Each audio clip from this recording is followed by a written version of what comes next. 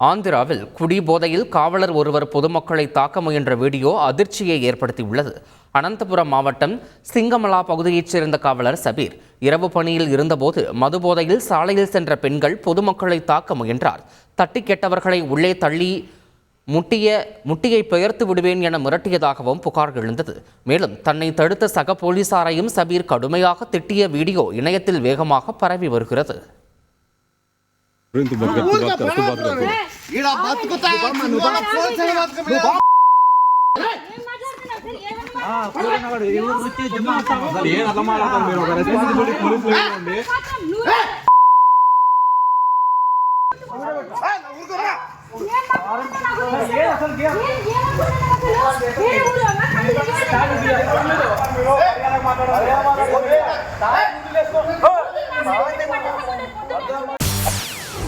செய்திகளை உடனுக்குடன் தெரிந்து கொள்ள உடனே சப்ஸ்கிரைப் பண்ணுங்க.